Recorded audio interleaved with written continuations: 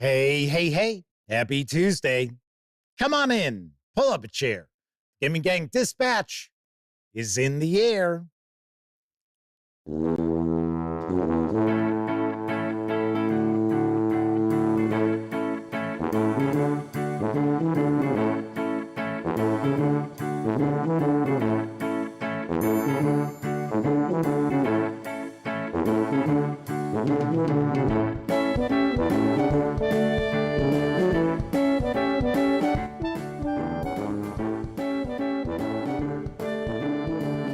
Howdy, gang, and welcome once again to the Duct Tape Studios.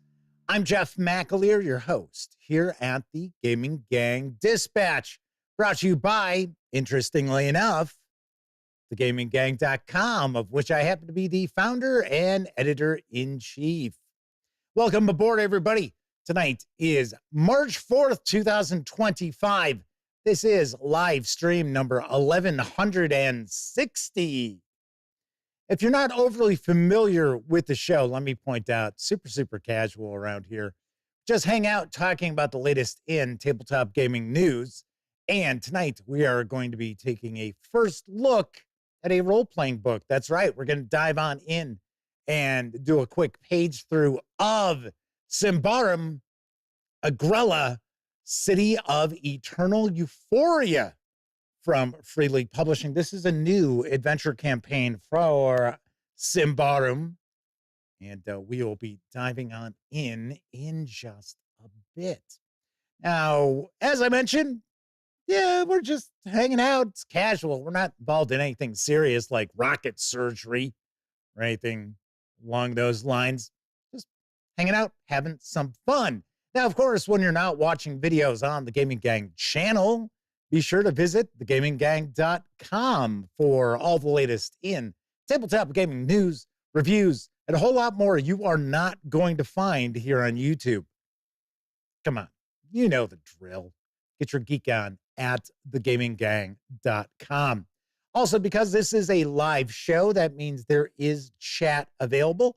It's not on screen. It's one of the ways I keep some of the more unusual commenters at bay. But if you happen to be a subscriber to the channel for at least 10 whole minutes, you can take part in chat. So if you want to say howdy, maybe get a question, a comment, by all means, chime in. I will do my very best to respond. First out the gate tonight is our good friend of the show, the Madman.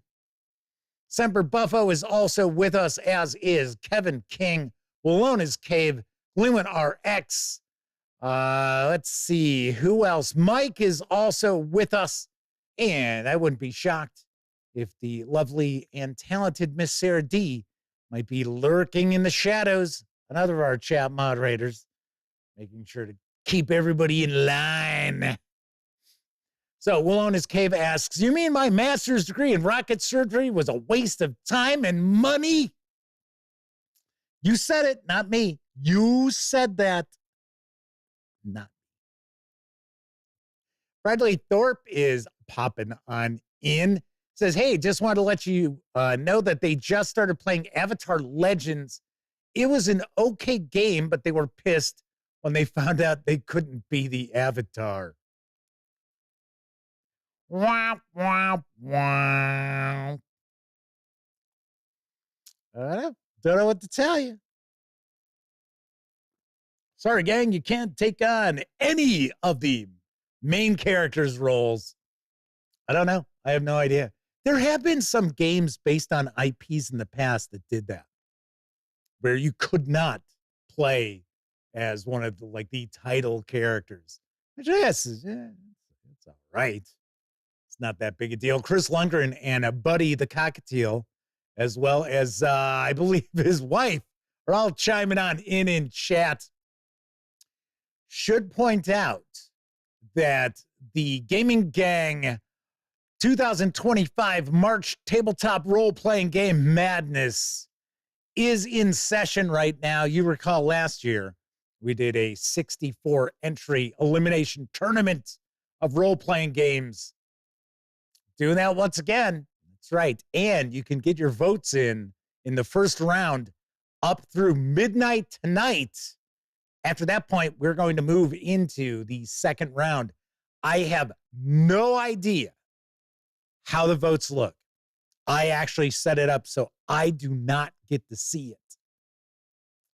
So if you haven't voted yet, you can certainly check out the community portion of the channel. I think now they just call it posts. I've got the links for the two divisions. That's right. We've got Stafford and Pondsmith divisions because the way the free bracket I use does things is you can't have 64 teams. You can only have 32. It's free. What can I tell you? You know, not going to complain. So you got the two brackets, or you can always go over to thegaminggang.com. You will see right there on the front page, as well as any of the interior pages, a little ad box that shows the March Madness. Click on that. That will take you right to the page. Both divisions are right there at the website. You can vote in. And if you are going to vote, please vote in every matchup. It's important you do that. And of course, if you have voted after midnight tonight, Central Time, I believe it is, you will be able to vote in the second round. Ooh, yes. Very nice. Very nice. Sean O'Donnell and Kevin R. Smith are popping on in. Kevin R. Smith points out, wow, they were surprised how many tough choices there were in the first round, like Shadow Dark versus RuneQuest. Yes. That was all random. I just picked the games. I'm sure there are going to be people out there who are like, oh, how come this wasn't in there? But I picked the 64 games and then boom, just all random generation as far as the matchups. Jack Hanks and Pete Strakulich are also with us tonight in chat. So it looks like chat is off rocking and rolling. And yes, the community has been changed to posts. I don't know. That just seems lame. I like community better. I liked the show too, but I liked it being called community as opposed to posts. Posts is just boring. Oh, well, what can you say? All right, let's move on into the news because for the first time ever in print from Exalted Funeral comes the second edition of Go Go Golf. Here's what I know. Explore, solve problems, and defeat monsters in this rules-light role-playing game all about golf. Playing as golf-obsessed wizards, avoid disaster on the green or map holes onto other role-playing games' pre-existing dungeon modules. All you'll need is a GM, 2 6-sided dice, and a couple of friends. No membership required. Originally a digital-only release in 2019, Go Go Golf's second edition features fully remastered art by Jonathan Bliss and a simplified 2d6 dice system by D.G. Chapman. It's also available in print for the first time in an ultra-portable 16-page layout printed across 8 heavy stock, double-sided, 5 by 0.8 by 8 inch unbound sheets. Golfwear and caddies are encouraged, but they're optional. You can score Go Go Golf second edition with the PDF for $5 over at Exalted Funeral. I thought I'd start off with something, lightweight, kind of fun, kind of silly looking. And it's funny because it's, 16 pages? I'm sharing 5 of them. So you're getting to see about 28% of the game. Absolutely free. Chen Sun Chu? I'm not even close on that. I know that. We'll just say Chen is with us visiting from Taiwan. Good to see you once again. Very cool. Looks like chat is rocking and rolling. Pretty nice. Pretty nice. Moving right along, this September is going to bring a new starter set for Dungeons & Dragons 2024. It's going to be called Heroes of the Borderlands. And here's the less than extensive details from Wizards of the Coast. An amazing new starter set we're creating. We're really laying into using components to teach people how to play. Whether you're new to the game or bringing friends into the fold, the fall of 2025 starter set is a beginner-friendly introduction to Dungeons & Dragons.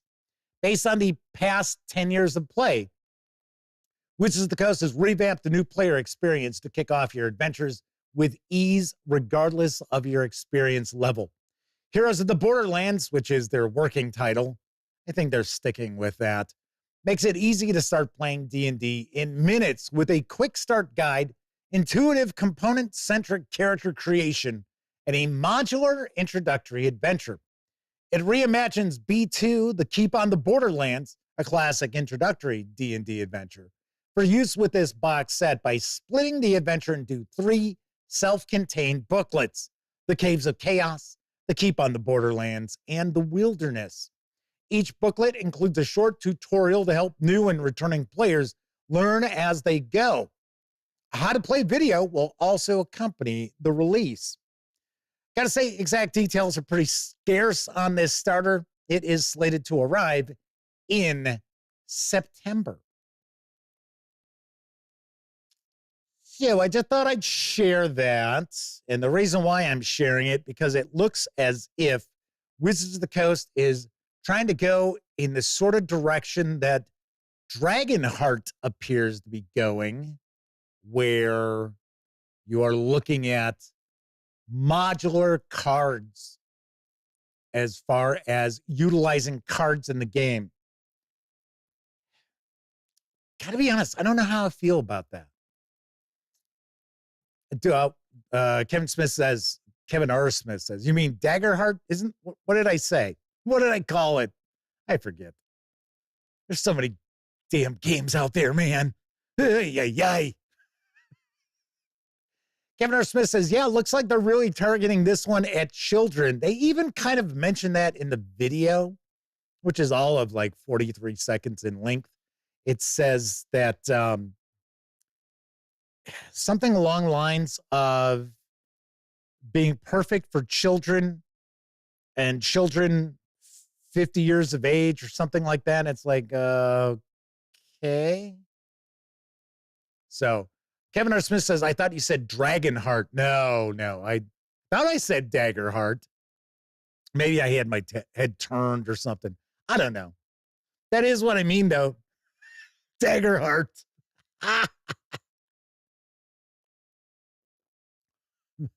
Mark Huxwell is with us, says, I love Dragonheart. Classic movie at this point. I don't know. As far as the cards and stuff like that, it's just another thing that you have to buy. So every piece of equipment is going to have a card. Every spell you've got is going to have a card. Every feat, every ability that you've got has a card. I don't know. I will take a guess and say this will carry an MSRP of $50,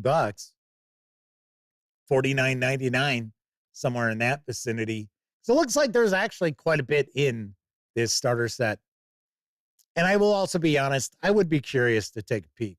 I really would.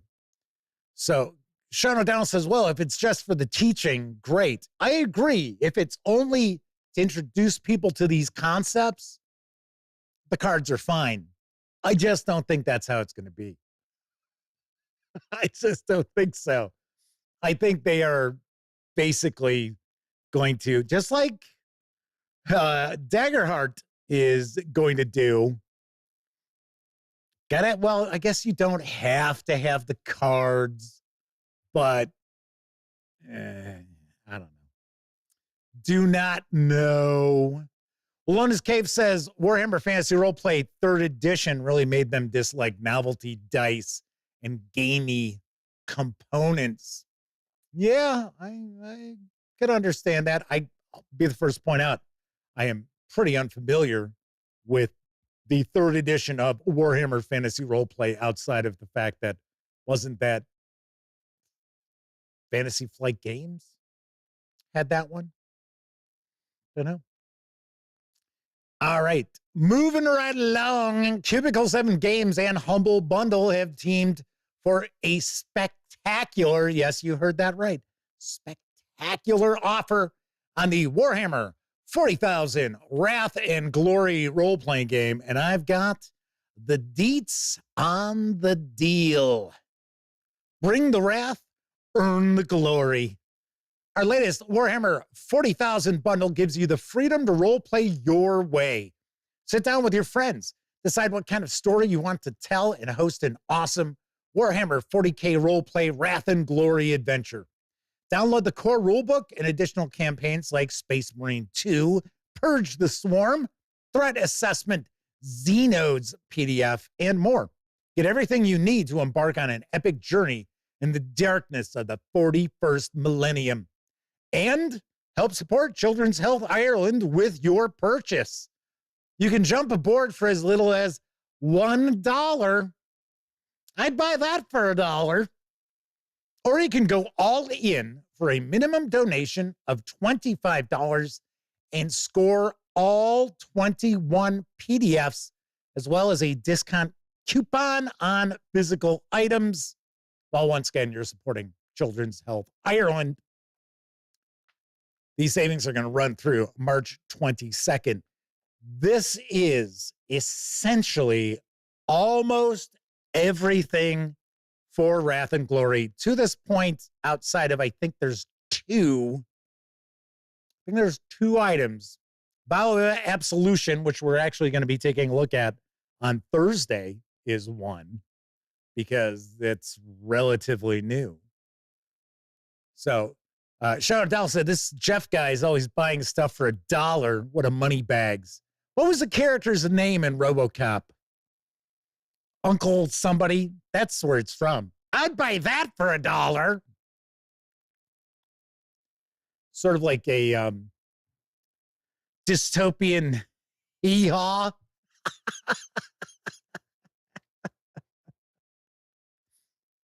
Pete Ratcliffe says, for someone new getting into Warhammer, what book would you recommend is the best? Pete, actually, it's not really Pete. It's Pete's Dracolich, so I guess I should say Dracolich.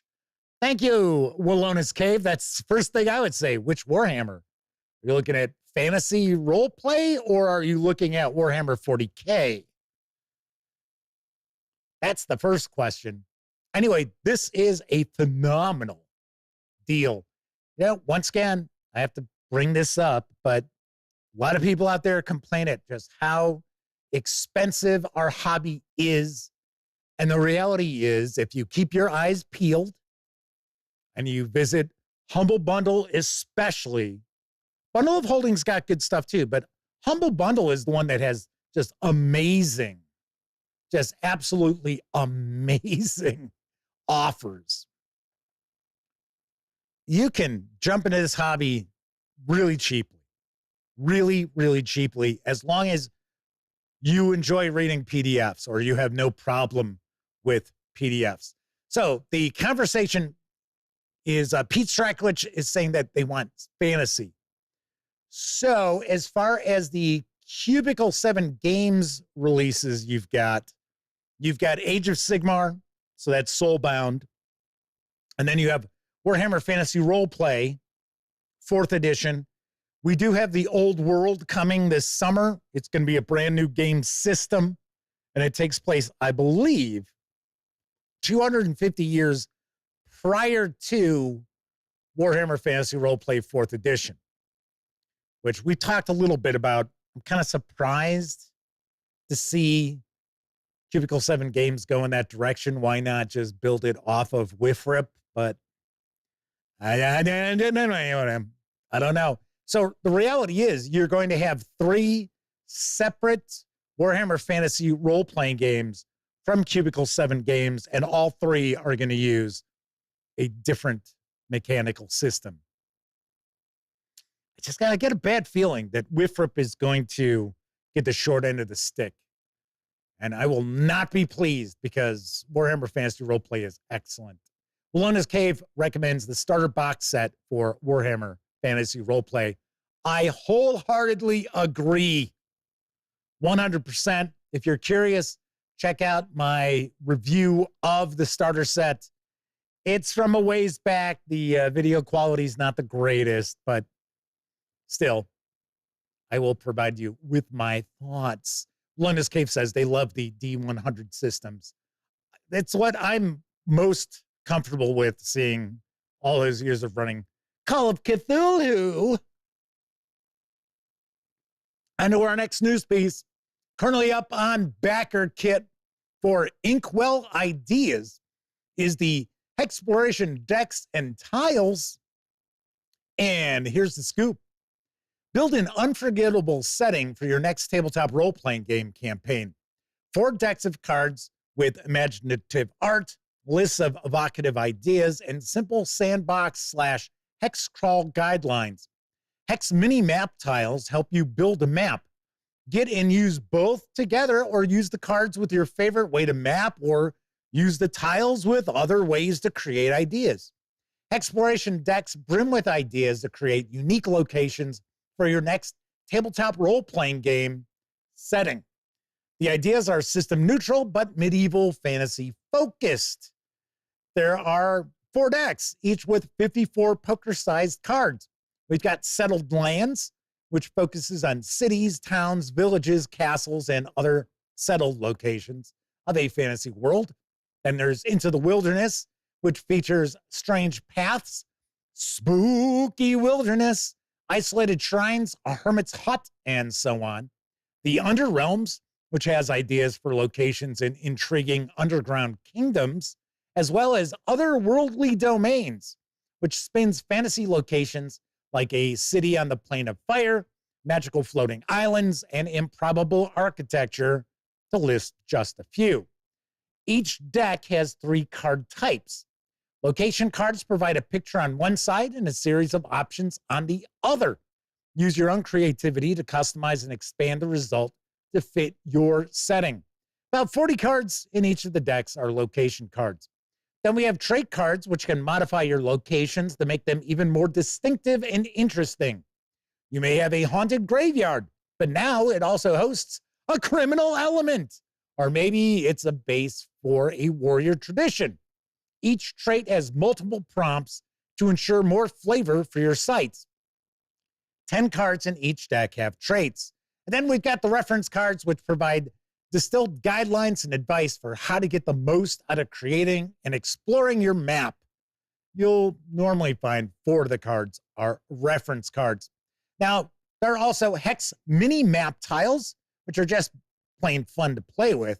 And actually, D&D cartographer and longtime Inkwell Ideas collaborator, Dyson Logos, created these tiles.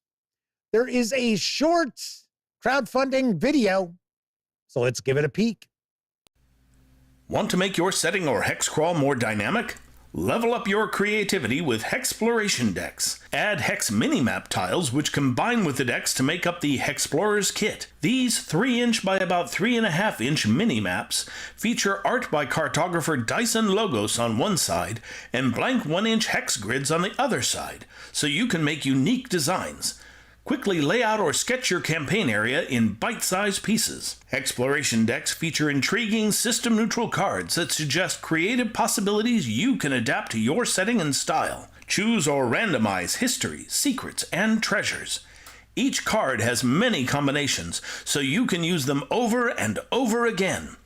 Whether you're making a world for a fantasy sandbox, hex crawl, point crawl, fiction, or something else, these decks provide mystery and resources that keep your characters engaged and coming back for more.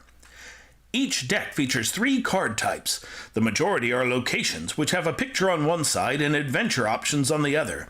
The ideas on these cards are stories waiting to be explored, such as, are those floating crystals around the tower a laser defense system, imprisoned souls, or a way to enhance scrying? Each deck has 20 traits which can modify your locations to make them even more distinctive.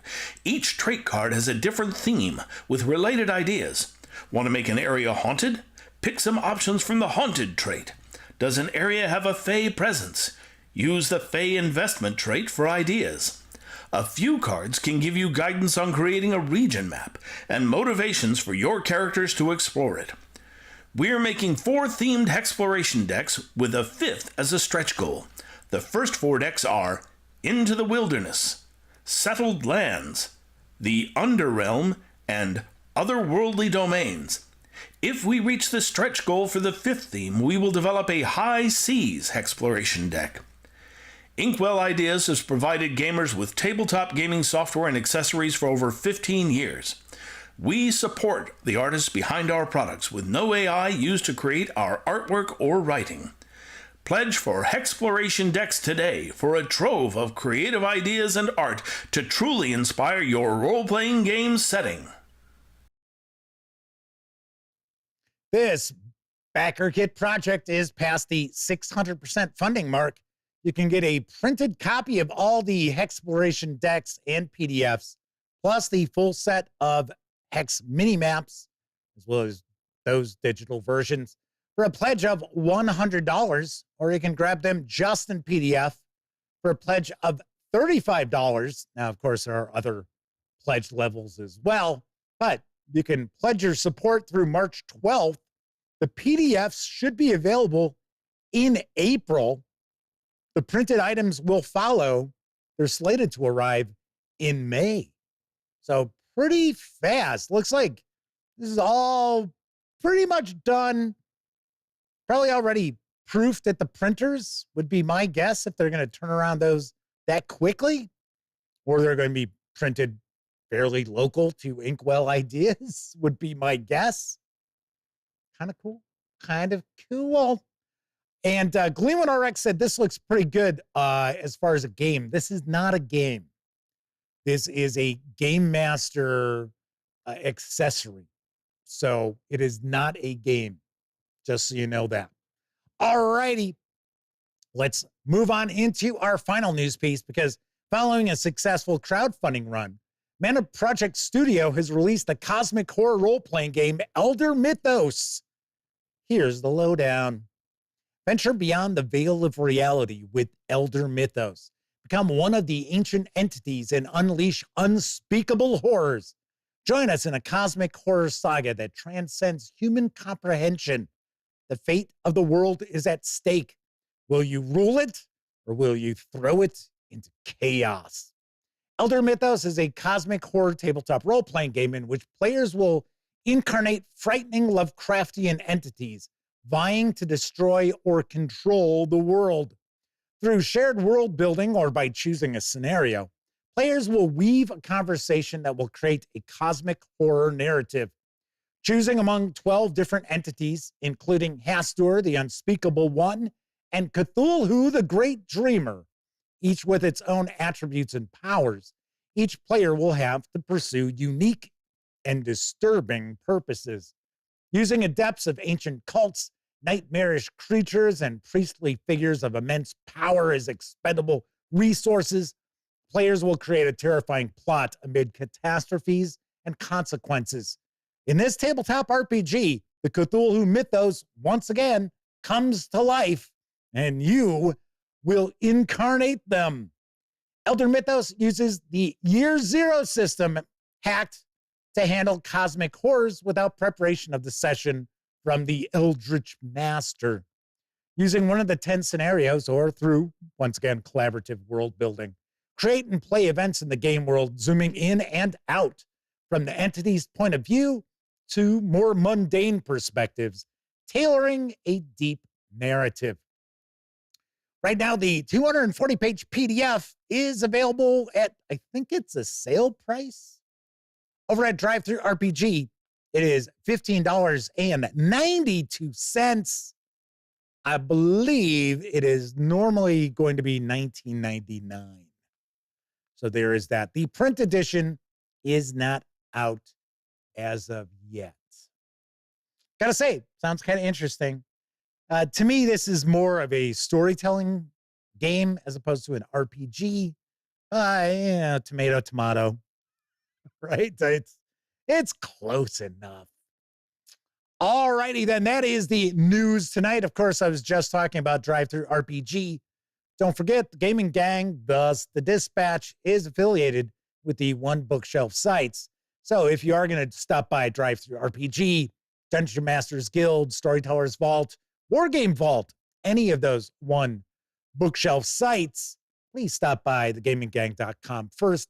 Click on one of our banner ads. That way, if you happen to make a purchase, I get 5% of that sale. And all those nickels, dimes, and quarters really do add up and help keep thegaminggang.com around. Also, if you like the video, if you dig the channel, if you find the Gaming Gang to be a valuable resource, hell, if you just like what we do, you can always stop on by paypal.me/thegaminggang to make a small donation. Hell, you can buy me a 2-liter bottle of soda.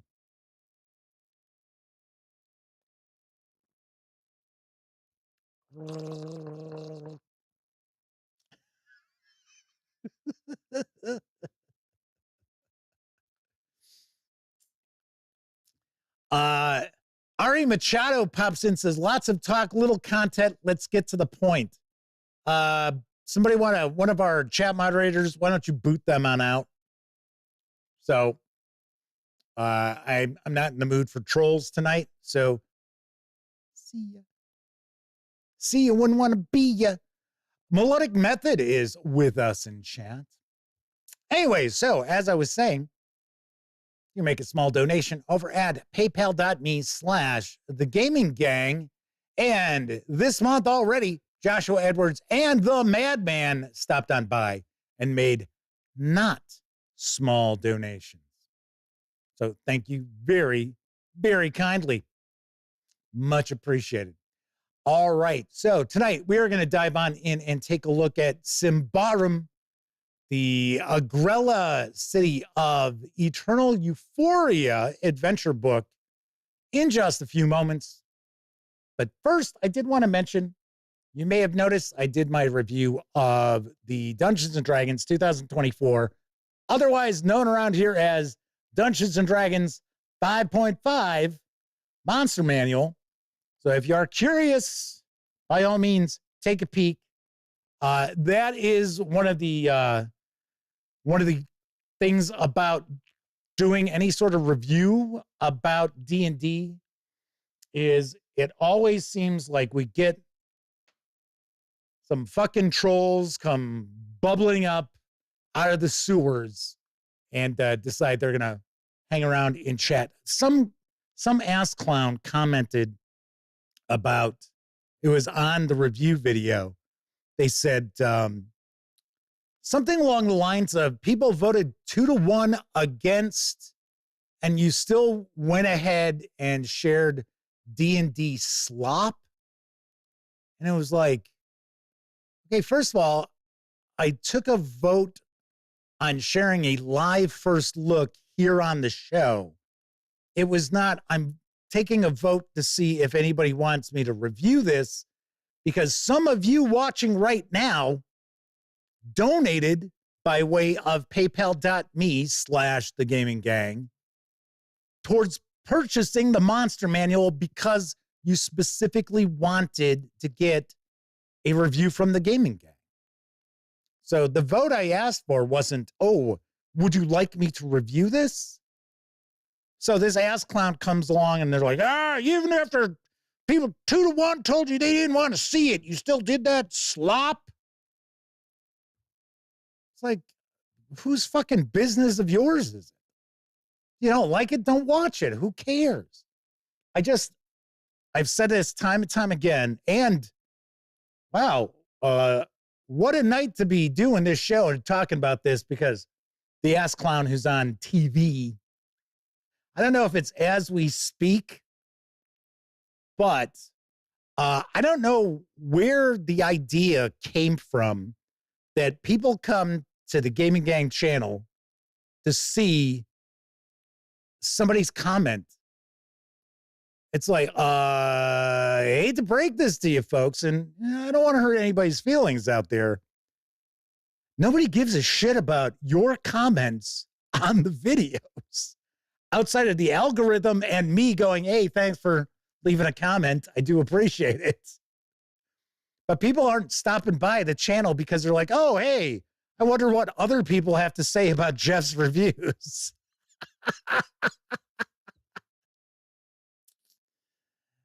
Just don't know. Just don't know. Walonis Cave says, do what I do. Tell them thank you for subscribing and supporting, then block them. We can't block anybody on YouTube anymore. Blocking's been gone for a long time. We can hide them from the channel. So, but yeah, we don't get to block anybody. Sadly enough. But yeah, for some oddball reason, when I do a D&D review, it's like the next live stream, we get some jerk off popping in here to be an asshole. And it's like, see you, bye. Who thinks they're going to just pop in a chat and be a jerk off? Okay, well, you know, I got free speech. No. Not around here. Melodic Method says they can block individual people from chat, meaning they don't see their comments. Oh, we just boot them. We don't block them. We just boot them out. So, Sean O'Donnell says, if you got negative comments, the guys at the bar want to hear all about it. For reals. Lone's Cave said they stopped doing reviews. Comments were insane. Crazy. I mean, people can, you know, they can disagree and stuff like that. That does not bother me. But for someone to come out of the woodwork, and once again, it's an individual who can't even be bothered to have a playlist. So they're obviously someone who's just set up a fly-by-night account so they can troll, which, you know, we see all the time. It's like, yeah, people can disagree with me. They can, I mean, like, there are people in the Monster Manual video comment section saying, hey, I'm not giving WotC any of my money, and that's fine. They're like, I don't care. I don't like the look of it. That's fine. Just don't sit there and be like, hey, people voted for you not to do this, and then you turn around and do it anyway. It's like, what the fuck are you talking about, dummy?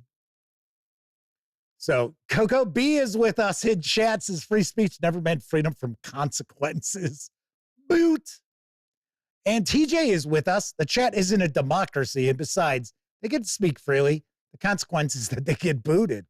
Yeah, of course. All right. Anyway, Walonis Cave said it was way worse than disagreeing. It's like they're offended or something. Oh, yeah, I get plenty of those comments too. Like I said, normally I'm like, yeah, whatever. As long as you do not personally attack me in the comments, I'm fine with people having their say.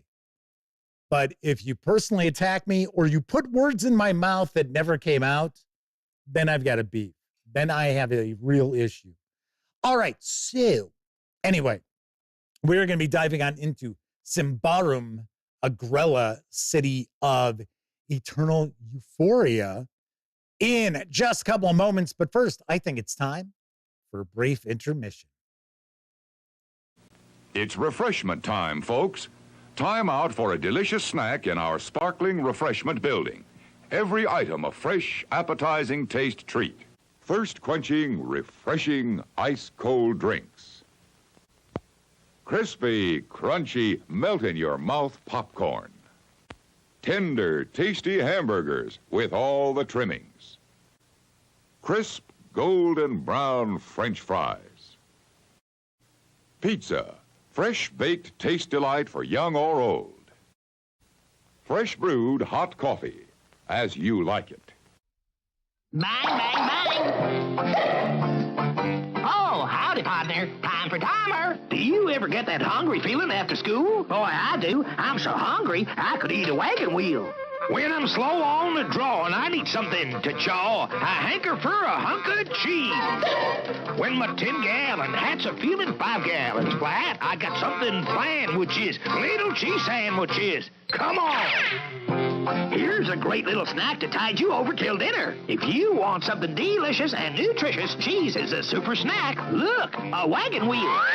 When my get up and go has got up and went, I hanker for a hunk of cheese. When I'm dancing, I hold down and my boots kind of slow down, or anytime I'm weak in the knees. I hanker for a hunk of, a slaver slice a chunk of, a snicker D is a winner, and yet won't spoil my dinner. A hanker for a hunk of cheese. Yahoo!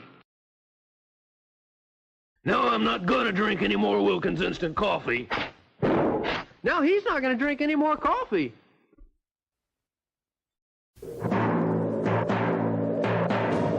It was foretold by witches. It was conceived through sorcery. And it was to be destroyed by all that is evil. But the courage of one mortal saved it.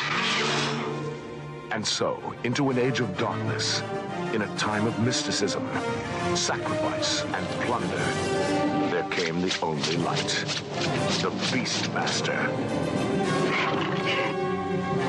Born with the strength of a black tiger, the courage of an eagle, the power that made him more than any hero.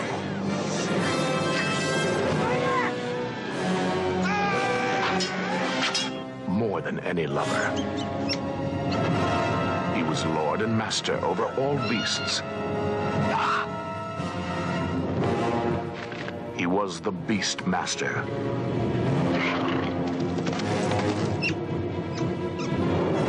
Behold the wonder, the horror, the fantasy, the challenge of the one warrior they call the Beastmaster. Mark Singer is Dar. Tanya Roberts is Carrie. Rip Torn is Mayak. John Amos is Seth. Together they take us on a fascinating journey back into unexplored times. Conquer your fears. Face the unknown.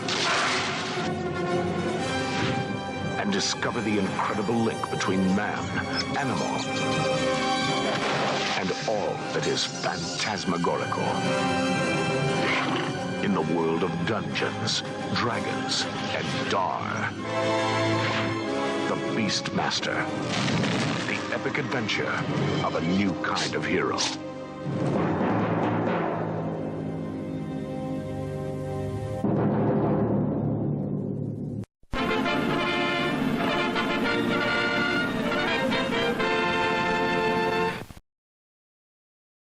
Time for timer. No joke. So I'm looking around. I'm like, let me find like a PSA from the 70s. Just for laughs to throw into the brief intermission. And I stumbled across that and I went, oh my God, just like Kevin R. Smith put in chat. It's like, I can't believe I remember this. I remembered the songs. And I hadn't seen these things in 45, 50 years. I was like, oh my God. So I guess we're going to be checking those out this week. And then I have a confession to make. I have never seen the entirety of The Beastmaster. I've seen a little bit of it. I think I've watched about 10 minutes of it years and years ago. It was on HBO. And I remember one of my friends used to say HBO stood for, hey, Beastmaster's on. So it was out all the time. Watched about 10 minutes of it. I was like, oh, no, absolutely not. I was like, no. Though I guess I miss Tanya Roberts being topless. And I guess bottomless at one point, like super quick. I don't know. I don't know. Kevin R. Smith says, we know D&D was popular enough at the time that they tried to tie the movie to it. Yes. In an age of Dungeons and Dragons and monsters or whatever. We know they say Dungeons and Dragons. Very nice. Very cool. So some laughs there. So tonight, we are going to dive on in and take a first look at Symbaroum, Agrella, City of... See, it's just doesn't roll off your tongue. City of Eternal Euphoria. It's just, there's too much going on there. Symbaroum, Agrella, City of Eternal Euphoria. there's just a pause. It's from Free League Publishing. It's written by Eric Highlander. There can be only one. Well, no, there's actually two, because it's also written by Marco Zamano Toth with artwork provided by Martin Grip and Gustav Ekelund. This 176-page hardcover with PDF will carry an MSRP of $39.99. I believe it's supposed to arrive in stores this month. I know it is a Q2 release. I do not believe it is out just yet, but you can grab just the PDF alone right now over at DriveThruRPG for $19.99. All right, let's swing on over to the other camera, because here I've got Agrella, City of Eternal Euphoria. A couple of things to mention before we jump on in. First of all, my friends over at Free League Publishing did provide me with this review copy, but neither I nor anyone else has received any other sort of compensation for me to share this coverage with you. And of course, this is an adventure. This is a 3-part adventure. So if you're a player of Symbaroum and your game master is picking this up, they're planning on running it, see you tomorrow. Because even though I know nothing about this, see, I'm taking the shrink wrap off of it as I speak. There are going to be some spoilers here, simply as we flip on through the book. All right, so I'm not going to read the fiction up top here. Let's jump on right into here. The festival season is drawing close in the city of Eternal Euphoria, and it will be a season like no other. On the surface, nothing seems out of the ordinary. Jester troops are honing their performances. Brewers are refining their recipes. Mask makers are sketching out the year's novelties, and among the population at large, excitement is rising every day. But nothing is as it should be. In reality, the threat against Agrella and its inhabitants has never been greater. The question is, will someone notice the lurking dangers in time to avert the looming catastrophe? Going to tell us what the featured content is, but we are going to dive on in to see that for ourselves. So first thing we're going to do, let's take a peek here at the credits page. Lots of folks work very hard on this to bring this to life, so let's make sure we give credit where credit is due. I like Symbaroum. I take that back. I like Symbaroum. That's the exact pronunciation. I know. But I guess I've had people get mad that I don't take the pronunciation of this game seriously enough. So yes, it is Symbaroum. I do like this setting. It is a dark fantasy setting without being an overly grimdark setting. So the reality is that this game world has already experienced its catastrophe and it's rebuilding from it, but there are still dark forces at work. Pete Strackler says, is Symbaroum its own system? I thought it was 5e. So we have two. We have Symbaroum, and then we have Ruins of Symbaroum. Ruins of Symbaroum is for 5e, and Symbaroum itself is its own system. So it's important to keep that in mind. So a lot of times you'll see something will come out for Symbaroum, and then on average, 3 to 6 months later, you'll see it come out for Ruins of Symbaroum.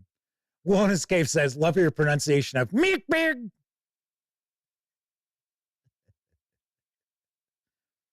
The Pearl of Lake Ibel. The capital of Cassandrian certainly does full justice to its Duchess, Princess Esmeralda. Like Queen Corinthia's younger sister, the city is bubbling with confidence and optimism. The ban on sullenness and despondency. Oh, I'm sorry. There is a ban on despondency and sullenness here. proves that the city's inhabitants, like their duchess, are dedicated to realizing a dream of Ambria as a kingdom bathed in the golden glow of the sun, untainted by darkness. Furthermore, the country's glorious history is celebrated through Agrella's unmatched festivals. These euphoric festivities also show that Agrellans know how to praise the lawgiver by thoroughly cultivating and enjoying his gifts of delicious food, beverages, music, and art.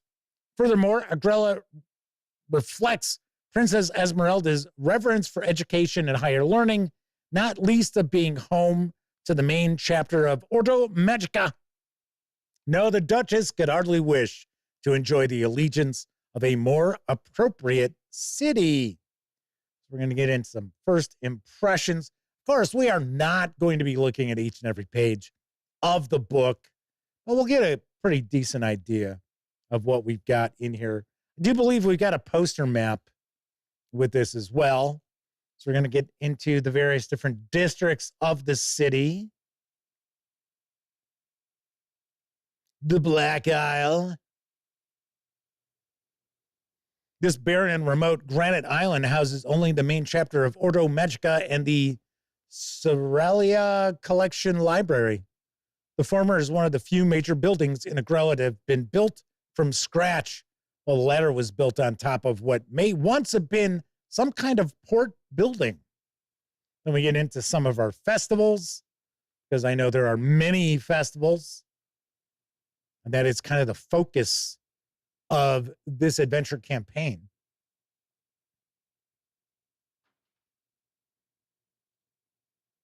So the authorities. So we get our different groups with power within the city. We got our institutions and establishments. It's like we've got a couple of inns. Oh, maybe more than that. So there's our housing, entertainment. If there is one thing Agrella can rightly boast about, it is the city's entertainment venues, which can turn even the grumpiest frown upside down. I don't know, these people seem a little too focused on being happy. I don't know. Their high quality constantly attracts new actors, minstrels, poets, artists, and swordplay enthusiasts to the city, eager to learn from renowned masters or to take part in spectacular performances. During normal weeks, good entertainment can be found in Agrella's taverns and festal halls, while special venues are organized in the streets and squares during the festival season. However, 3 of these cities' permanent establishments are in a class of their own. And we've got the Dueling House, the Esmeralda Theater, and the Joy and Sorrow, which I guess is also a theater. Talking about trade. And we're going to get our surroundings. So the environs around the city. Then we've got the Tale of Eternal Euphoria. So this is going to give the game master some insight into the dark secrets, unseen forces, suppressed conflicts, and hidden agendas that shape Agrella behind the scenes. Wait a second. I thought everybody's super happy. What the hell's going on here? You mean it's all a lie?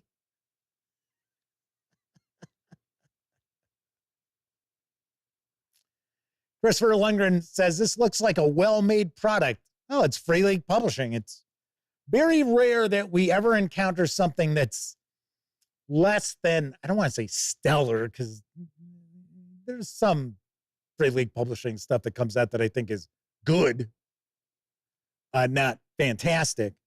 But we almost never run across something that production quality-wise is less than excellent.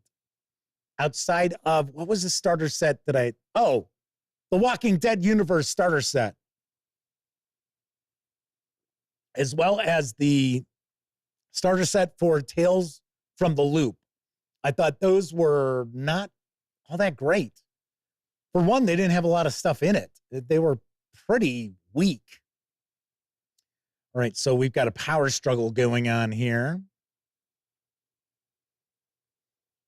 This is going to give This is giving the game master all that background. And we got some secrets and adventure seeds.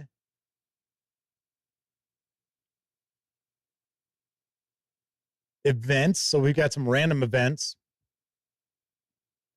And it looks like it's broken down by districts in the city, as well as some of the little islands that were around the city. All right, so here is the adventure campaign, which is broken up into 3 parts. It is 3 chapters here. In this campaign, designed to let the players discover Agrella, the city of eternal euphoria. I guess I'm getting used to saying that now. The player characters are drawn into a series of events that will allow them to uncover a conspiracy against the city and its inhabitants. It involves secret plots against individual festival organizers, a high-profile assassination attempt on one of them, and sinister plans to spread corruption and blight among the population, all likely resulting in a final showdown with the antagonists. Ooh, that's a cool-looking monster there.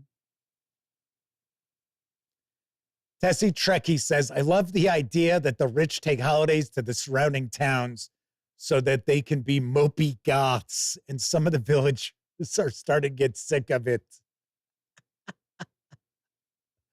That's funny. All right. So we've got some adventure locations. So we've got keyed locations here on the map of the city. So we've got our Act 1, Intrigue. In the opening act of the campaign, the players will slowly begin to see strands of the web that the realm of the order is spinning in their attempt to plunge Agrella into chaos, though they will likely not understand its scope or who is really behind it until much later. The aim is also to give the gaming group the opportunity to experience the city as an adventure landscape with a number of interesting locations in different districts and non-player characters to interact with, both within the context of the act itself and as a means of using elements from sections 1 and 2 of this book to bring the story to life. The upcoming Night Slaughter. Ooh, Will. Wonder if that's the Night Slaughter going on.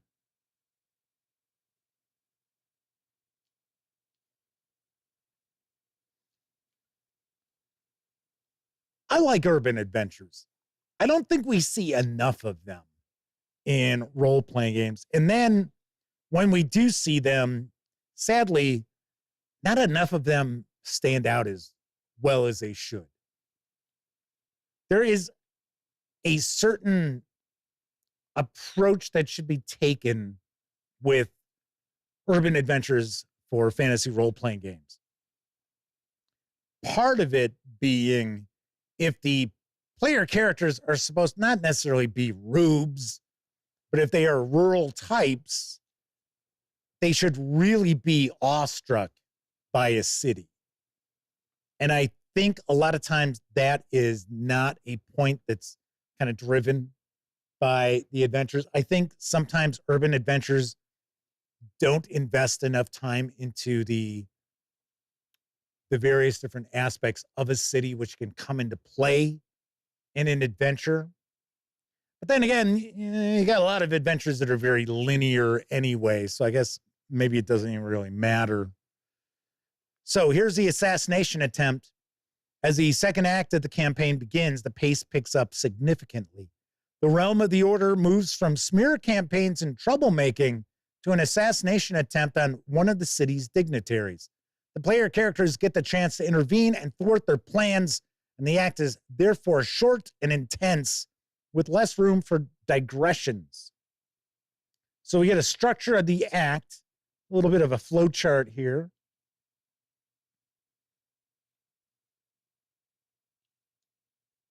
The Blight Beast race.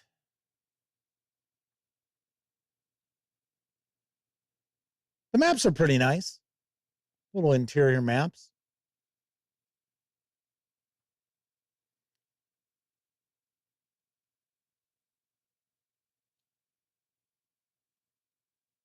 This is the garden wall. It's like it's a residence. The murder weapon. One of the Wraithal's objectives is to leave the murder weapon at the scene of the crime as requested in the mission briefing. Regardless of whether she manages to kill or injure the target, it's a beautiful double-edged dagger whose blade is marked with the crest of, well, I'm not going to give that away. Chris points out the adventure seems a bit railroady in style. Symbaroum is scene-based, mainly. I wouldn't say it's necessarily a railroad, but they do tend to be relatively linear for the most part. But that's what you get when you have kind of scene-based adventures. Because something like this, you'd be very hard-pressed to do a real sandbox approach. Now, it did look like that first chapter did give the player characters kind of free reign to kind of roam around the city and learn different things. And then it looks like the second act tries to kind of pull them in and probably kind of, kind of shrinks the environment around them. I would just take a quick guess there. Let's see, just taking a peek at chat. So Chris Lundgren got a chance to play the Alien role-playing game. Cool, nice. That's a solid role-playing game. Another one that, for one, I don't understand why Free League's going with a second edition so quickly. And I think that's turned some people off. I get it. You know, maybe they want to change its approach, maybe mechanically, change things up. But I don't think that's going to be the case. We'll know later on this summer, because I think that's when Free League Publishing is planning on launching that. Right, so this should be our finale here, Chaos. So there is a festival going on. Looks like this is where we have our final battle. There you go. There's our big final confrontation. And it looks like it is at the Tower of Sakarna. Cool. We got some alternate endings here and the aftermath. Got our handouts. Quite a few handouts there. And then here is our map. This is the map of the city. And I will say, decent paper stock here. So I believe the city actually is like so. I think this is north that way. Oh, yeah, there you go. Right there it's showing us. And then a couple of the locales. I think this is where our final battle takes place here. I think that's the tower. There is that residence, which I think is where the assassination attempt is taking place. And then this is probably something from the first chapter. Cool. Very nice. Okay, so that is a peek inside Symbaroum, city of, I should say, Agrella, city of Eternal Euphoria from Free League Publishing. Of course, I will have a review of this in the not too distant future. Lehman RX asks, Jeff, any interest in doing a comparison of Forbidden Lands versus Symbaroum versus Dragonbane? Not really. I'll be very honest. Not really.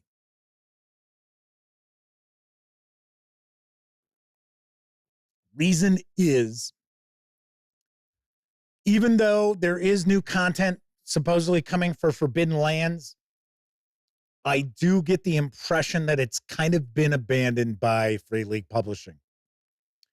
And I believe probably the reason why there's those two releases that are supposedly on the horizon is probably because they were already written, probably already have art for them. But as far as Forbidden Lands, and like I said, I know Free League Publishing has said, no, it's not abandoned. We're still creating content for it. I think that's going to be it. I really do. Because if you think about it, when was the last time we actually saw a physical release for Forbidden Lands? It's been a long time. I will say I am very surprised that we have not seen more for Dragonbane, because that was a big deal. That was something Free League Publishing made a big deal about. And we got the box set, which really isn't a starter set. It's the game. So we got the box set. We did get a core rule book, a hardcover core rule book, because the rule book in the box set is actually a soft cover. We got the bestiary, and then we got Paths of Glory.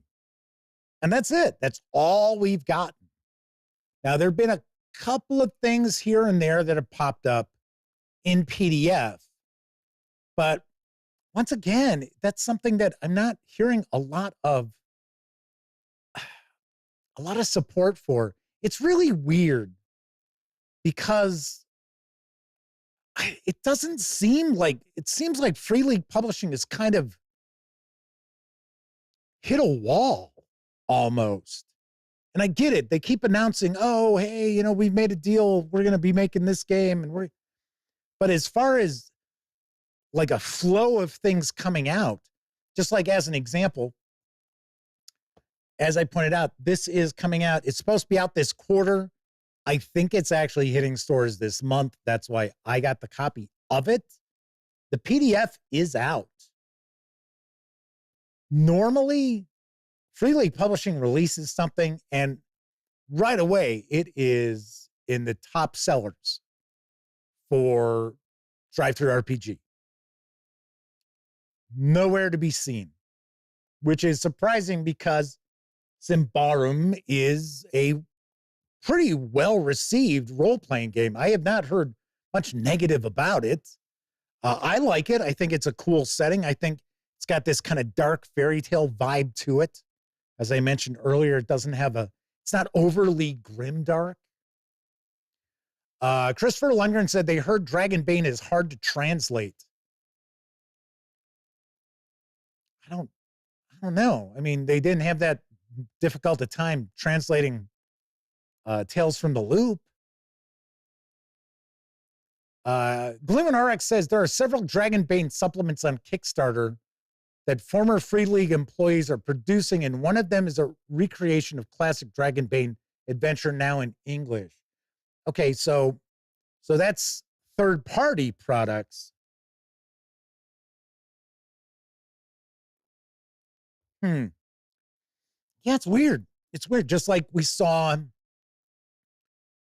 Twilight 2000. We had those 2-box sets come out they were Gen Con releases. Hostile Waters and the Black Madonna. And there was reference to a tie-in to a big campaign that was supposed to be on the horizon. Haven't heard anything about that. Like I said, it's just kind of odd. And the contact that I had for PR for Free League Publishing isn't with them anymore. So I had a really nice relationship with her. Now Free League uses an outside third party, maybe, because I hardly ever get anything about Free League Publishing from them. I don't know. It's kind of weird. It's really strange. We got the Walking Dead universe. Starter set came out alongside the core rulebook. I personally did not care for the system. Just saying. And that was it. Nothing else. I've said it before, and I have absolutely no issues whatsoever with Free League Publishing. A lot of folks with the company I know I enjoy talking to when I see them at Gen Con. So it is certainly not something, it's not a company that I'm like, oh, yeah, oh, got bad things to say about them. No, I only have good things to say about Free League Publishing. But strangely enough, things have gotten quiet with Free League Publishing. Tessie Trekkie asks, have you ever looked at any of Andrew Kolb's work, Neverland, Oz, or Wonderland? No, but I have heard very good things about them. I have heard very, very good things about them. Aren't they written for OSR? I thought they were, I don't think they're like old school essentials, but I thought maybe I'm misremembering. Kolb's going to do Narnia. That's cool. I have never been a fan. Never been a Narnia fan. It's not my thing. Anywho, so what's cooking tomorrow? Well, I'm going to do something different. Tomorrow, I am actually going to share a live edition of the Paizo preview for March. So we are actually going to take a peek at the 6 releases, which hit stores tomorrow from Paizo Inc. Now, last week, we already dove into the NPC core for Pathfinder, so we're not going to really do that again. I'll show a few pages, and that'll be about it. But we are going to take a peek at the adventure. We're going to take a look at, well, I should say the finale of the Spore War adventure path. We're going to take a peek at the, oh my God, this box is heavy. The monster battle cards from Monster Core.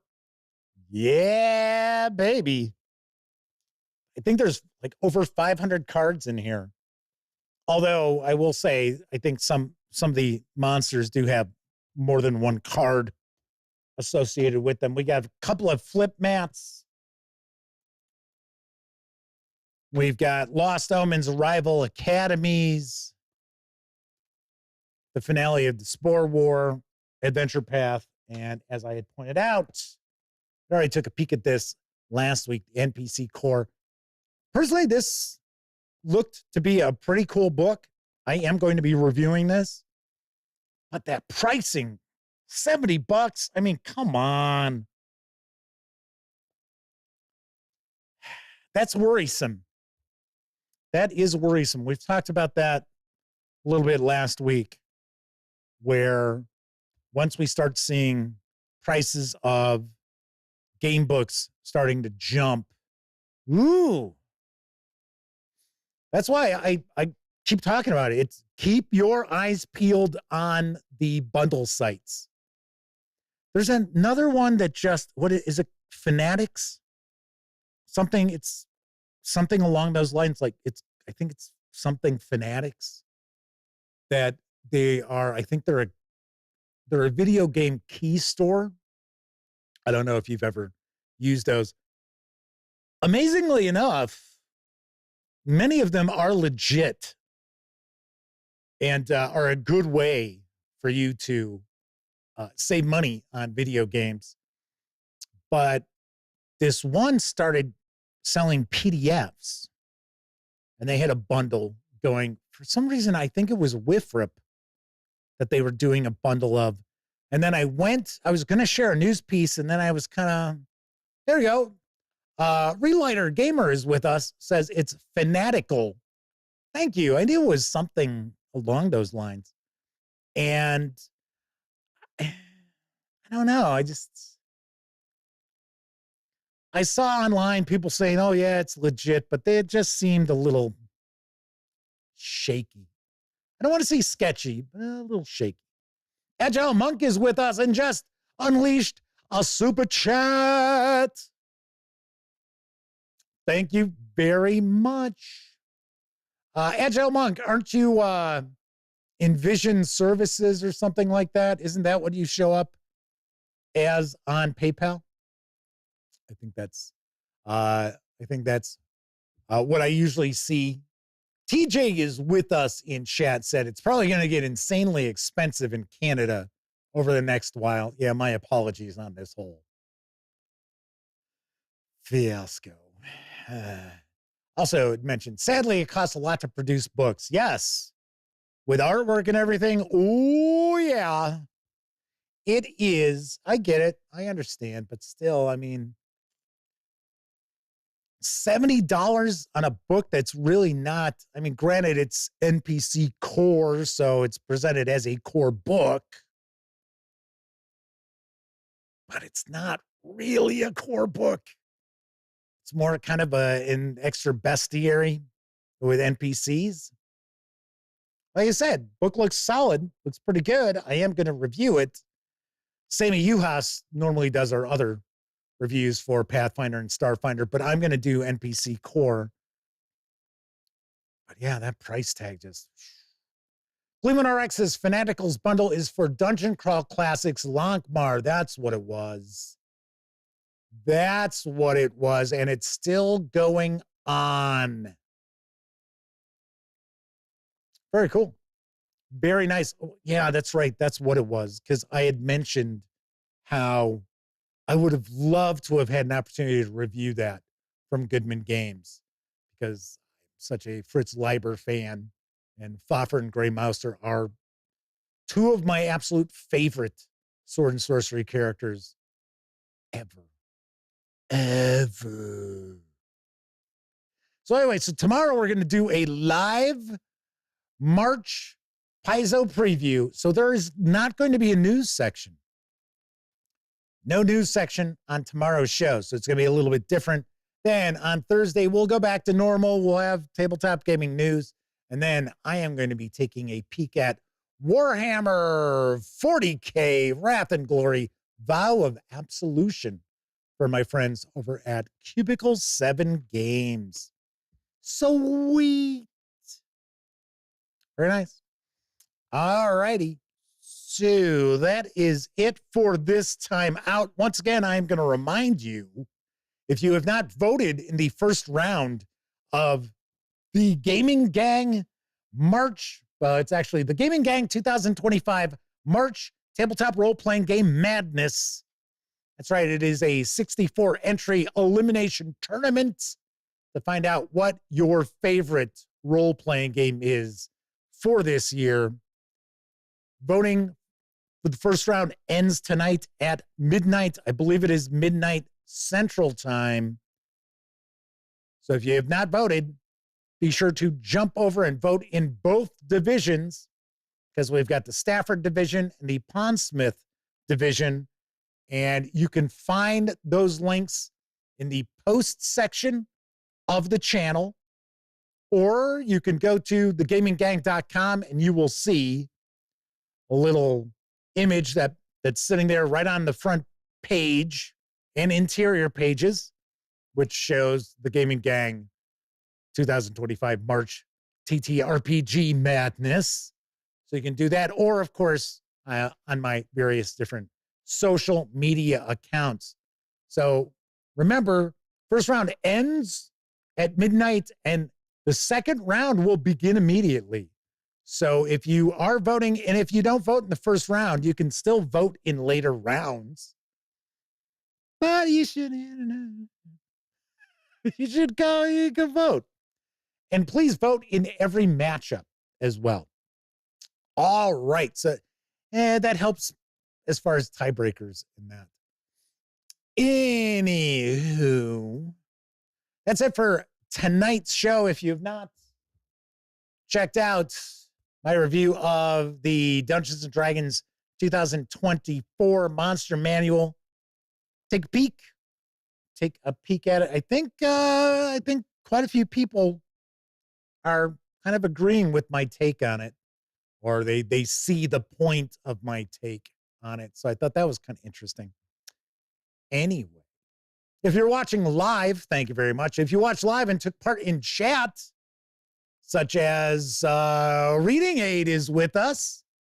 I didn't have a chance to say hello. Anyway, if you took part in chat, tip of the cap to you, because not only are you keeping me company, They're also keeping each other company as I'm going through the news and paging through things. But of course, I know a lot of folks out there, they don't have an opportunity to watch live. Doesn't matter if you're watching live or on Memorex. Thank you kindly for taking time out to watch any of the over 2,100 videos here on the channel. Yay. Hooray. Of course, if you like the video, by all means, please give it a quick thumbs up. If you have time, appease the YouTube algorithm gods and leave a comment on the video. Just don't personally attack me. And if you have not subscribed to the channel, by all means, please do.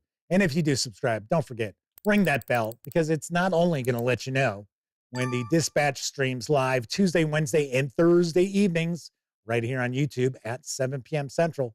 I'll also let you know when I share other videos, such as my aforementioned review of the Dungeons & Dragons 2024 Monster Manual from Wizards of the Coast.